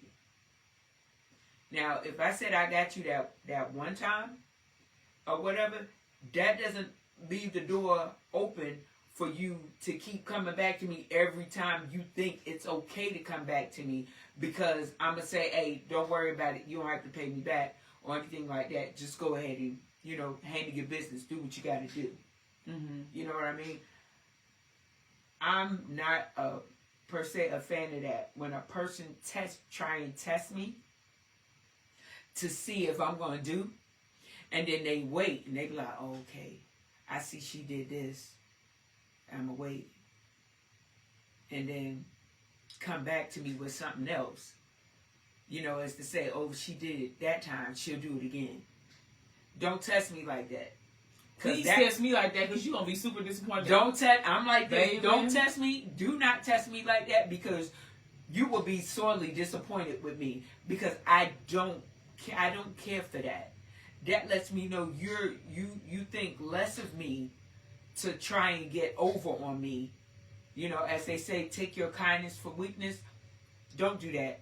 Because and I don't feel like I don't think that anybody is obligated. Like, if I win $1 gazillion right now, I'm not obligated to do nothing for nobody. Right. I'm not obligated to take care of my family. I'm not obligated to do none of that, because everybody in my family is grown. My daughter is 18. Now, that's what the obligation is. Morally, yeah, I should probably do some things for some people. But obligation, I'm not obligated to do nothing for nobody. Nope. Now, I would definitely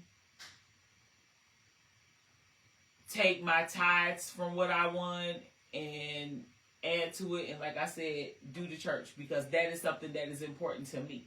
My spiritual life and my spirituality and my church is important to me. Yeah. I might not always like everything, but my church is important to me, and that would definitely be something that I would do. Yeah. I would set my daughter up for whatever she wanted to do, and my wife up for whatever she wanted to do. I would set my siblings up. No, let me rephrase that.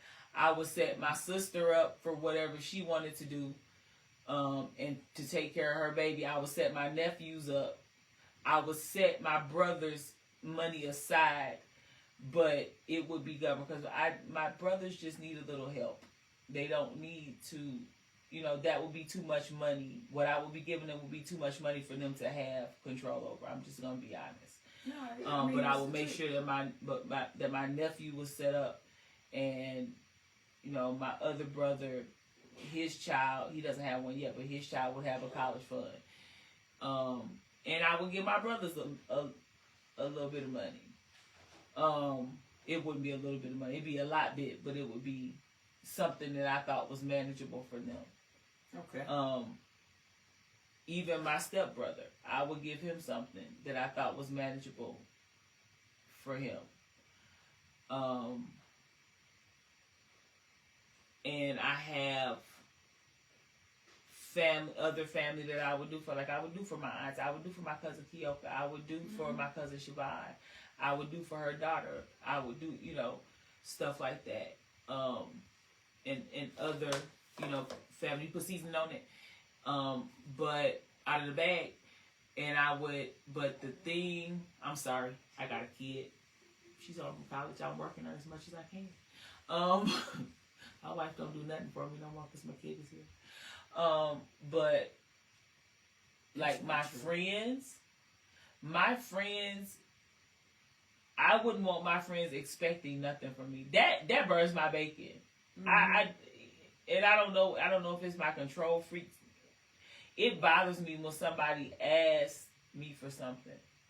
Like if you say you got a problem, I heard you say you got a problem. If I can help you, I'm going to help you. I don't need you to ask me to help you. Like if you call me and you be like, when you call me and you say, I don't have no money for lunch, blah, blah, blah, blah, you don't never have to ask me for no money.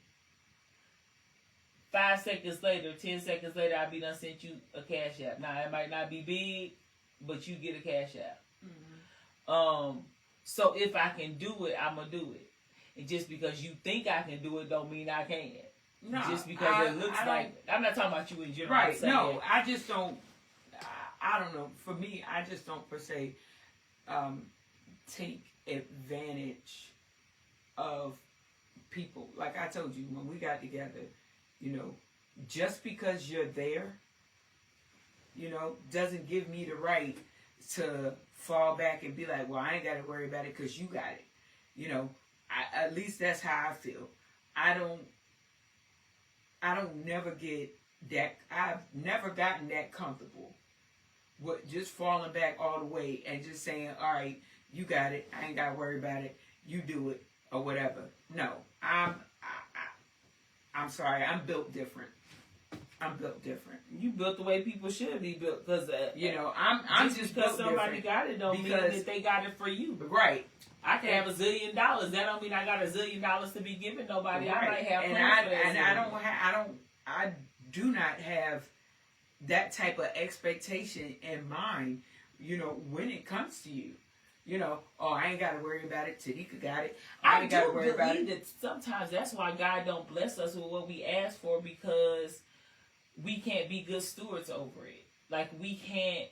Not that you should be selfish. Don't get me wrong. That's not what I'm saying. But that He ain't gonna give it to you because all you gonna do is give it away.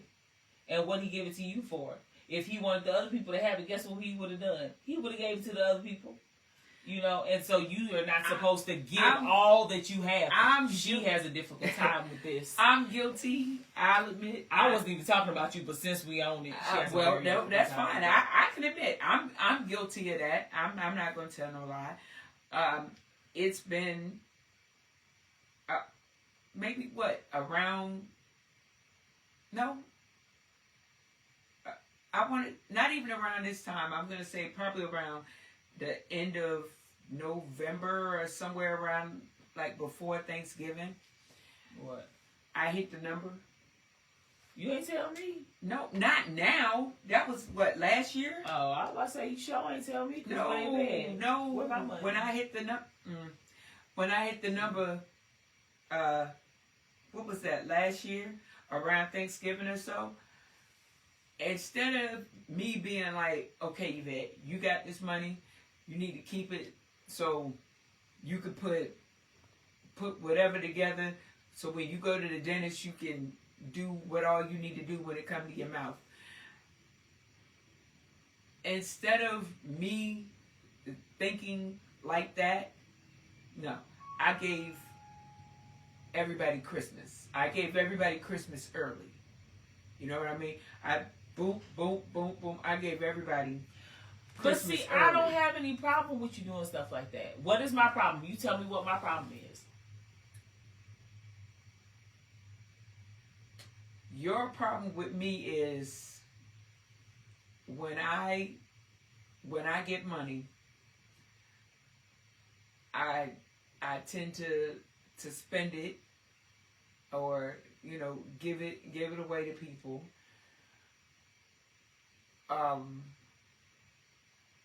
When I don't think enough of myself to have money for the following week to go buy me snacks to put on the truck, or to have money throughout the week when I'm out there on the road.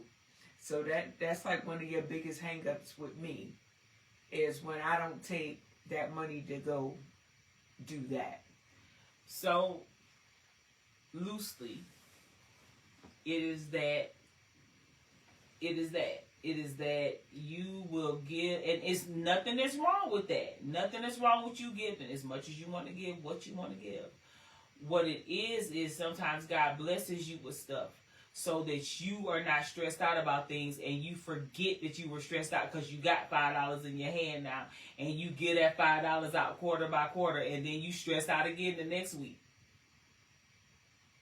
And the thought process is, well, maybe the thought process is not, well, Tanika, she gonna always make sure, because I'm gonna always make sure, and that may not even be what you're trying to do, but I'm not gonna let you go without. No, I don't. I know you don't think you're right, not like she's gonna do it, but I'm telling you, I don't let you go without. And I know you don't. That's gonna be a stressor for me, because I know you don't let me go without, but I don't have that. Again, I don't have that mentality in mind to you that I ain't got to worry about nothing. Tanika got it. No, I don't have that. I don't have that mentality, and I don't treat you. No, you don't. I definitely don't treat you that way. You're absolutely correct. That's not. Because if you treated me like that, we would have big problems. No, but that is my thing, because I don't want you to go without. Like, I never know when you're gonna have to stay in the truck. Oh, I'm sorry. And you don't never know when you're gonna have to stay in the truck. Right. So my conflict is like, bro, you just tipped the waitress a $60 on a $60 check. This is this person. If you ever see her walk, y'all better kill yourself to get to her table and serve her table. Look at that face. This is the face. Because she will give the waitress a $60 tip on a $60 check, which I don't have no problem with. If you got $200, right, and you give them $60, you still got $140 to put gas in your car, to get your hair cut, or get you some snacks if you got to stay over in your truck. But she will give them $60 and have $70, and then spend $10 on another lottery ticket, and then call me on Wednesday and be like, I'd be like, oh, you staying over? Yeah, I'm staying over. You got snacks in your truck? No, I ain't got nothing. I ain't ate all day, but I'll be all right. Who is going to let their wife be out there all right like that? Certainly not me. I keep backup stuff on my truck. No, ma'am. You ain't going to be out in your truck eating top ramens. No, I haven't got no top ramen, no. But is your wife going to let you do that? How I look like as a certified chef letting you starve to death? That don't even sound right. That is not a headline. Certified chef's wife dies of starvation. How that sound? I'm not going to die of starvation. I tell you that much, because I make sure that I keep stuff on my truck. Even if it's not something I want to eat, I keep stuff. I keep stuff on my truck. Yes, I do. I got cans of soup, bags of chips that she drinks cold, like out of a can. Beef jerkies, you name it. You got no more beef jerkies. I bet you I do. When you buy beef jerkies? You bought them, and I bought some. Case in point. And I bet you she had won $500 that week, the weekend before I bought them beef jerkies, didn't you? No. How much did you win? I don't know. Y'all don't pray for me like y'all. I don't know. But you had won some money, some big good money, ain't it? No, I haven't won no big money in a while. No. Honestly, no. $300-400 is big money. You want some good money? No. Okay, I'll tell you what. Okay, what? Okay, this weekend, right? Yesterday when I was out. Oh, so you gonna bring my cake into this? No. The cake don't have nothing to do with it. I want bring my to. cake into You this. asked me a question. This interview will be over if you bring my cake into this. Ma'am. Okay, go ahead. You asked me, and I'm gonna tell you. My cake. You asked me, I'm gonna tell you. She bet not say nothing about my cake. Go ahead. Goddamn cake. Shit. Anywho, I had a scratch off, right? I think I won. It was a $30 scratch off, and I think I won $40 on it, right?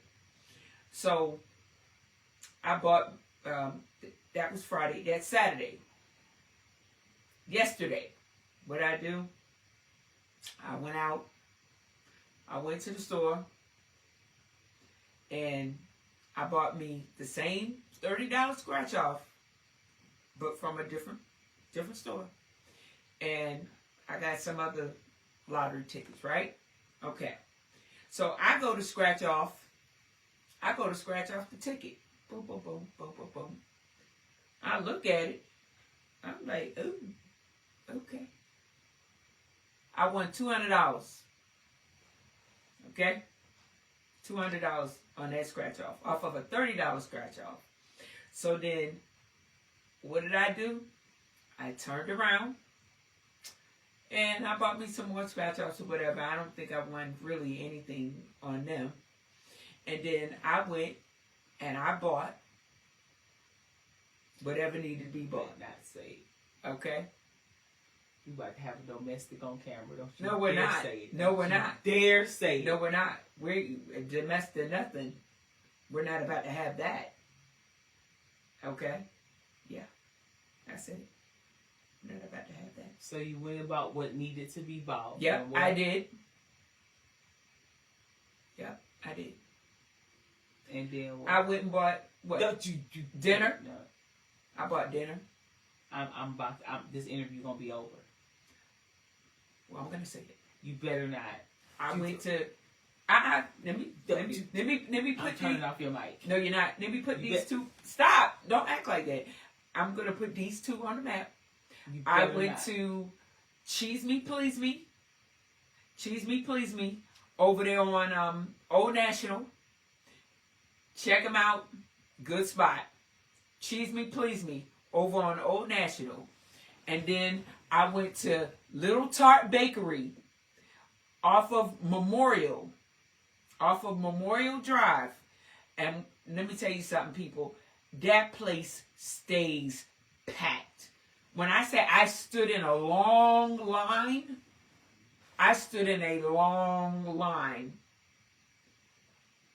to get her some cake. And Did you just say it? And by the time this interview is over. No, we're not. This by the time, I'm done. Wait a minute, hold on. Nope. By the time I I'm got done. up, let me tell y'all people. By the time I got Thank into y'all the for cash coming out. register, God bless you. Good night. do you know what I said to the? No, don't do that. God When bless. I got up to the cash register, y'all, do you know what I said to that young lady? I said, Miss, I would like all the cake. I'm leaving. Yes, I did. So you gonna come on here and talk about my cake addiction in front of all these people? No, you just said that, not me. Yes, you did. You No. said you went in there and asked for all the cake. Why else would you be asking for all the So cake? why if would I you didn't tell want them all you the got a cake? cake addiction when all I said Why was I you wanted be all the asking cake? for all the cake if I didn't want all the cake? Well, I did. You I know bought what? it. She went 2 Thank weeks. y'all for listening to my No, interview. uh-uh. I don't She wanna went talk 2 anymore 'cause weeks. My wife is 2 abusive. weeks without having. No, I don't care what you say. My wife is She abusive. went 2 weeks without having this cake. Okay. I'm done talking. So of course I want to make sure that she has. Don't try to cake. clean it up now. You want Okay. to No. expose me. She separated them and froze the ones that she's not eating. So she got plenty of cake for about the next 2 weeks You or so. tried to expose me. No. So she's good. She's good. She got I the don't wanna cake. talk anymore. That I young want lady you to was end this interview. That young lady was very helpful. No, you're not going to dictate to me. I That want- young lady I'm was done. very helpful. Yes, she was. And giving me all the cake. Yep, I got So it that's for what her. you're gonna do. Okay. That's what you're gonna do. Again, You see, the she place knows that is- she wrong, the but place she's is- grinning no, like not. a chest The out. place is called- Yes, you are. Little. What is it? Little I'm Tart. not telling you nothing. Little Tart Bakery. You don't love me. They are You wonderful. don't love me. Little Tart Bakery. If you was my real wife, not this fake wife. What that did I you're say? being, Off of you Memorial. would never Would you expose stop? me. Off of Little Tart Bakery, off of Memorial Drive. Ladies and gentlemen, they're one. They. You trying to hold my hand so They're I wonderful. feel so that I don't feel like you're abusive right No, now. I'm holding your hand because it's a nice thing to do. It is not a nice It is. thing to do. It's a very nice you thing better to be do. That's happy. why. I knock all this stuff off. No, the you're table. not. You're You not better going to be do happy. that. I don't know how to turn your mic off. No, I would turn your mic you're off not gonna because do you that. are abusive. I am not abusive. Ladies and gentlemen, That is nutritional Thank you. abuse. that's not a part of your therapy. That is But nutritional. anywho, ladies I just and come gentlemen, up with the new diagnosis. That is nutritional. Don't you Ladies- turn my mic off. That is nutritional abuse. That is nutritional abuse. You Ladies trying to and- food shame me. I know. Okay, no, You don't love me. I thought you I loved didn't. me. You don't love me. I love you. You don't. I do. I love you. I love you immensely. Ladies and gentlemen, thank y'all. This is It was supposed to be an This- interview, but this I don't is- know what this it is- was. What was it? okay. This Did I is mess up your podcast? no, you did Will not. you let me come back? Yes, Okay. you can come back. Ladies and gentlemen, this has truly been an evening. Thank you, Tanika West-Moore, for coming on. And of course, as always, you will be back several times. So, ladies and gentlemen, Always here. thank you. Would you stop, please? Would you stop that? Ladies and gentlemen, thank you. And this is W.Y.S.M. Where what you say matters. That's right. Thank you. You don't like my show? You don't like my whispering? I was giving you the whisper song. I don't need the whisper song. Why now. you don't need to? Are we still all right? Yes, we are. Oh, you want me to turn it off? I got it. Don't worry about it. Oh, so now you don't want me touching your stuff? I don't have to sit here and be treated like this.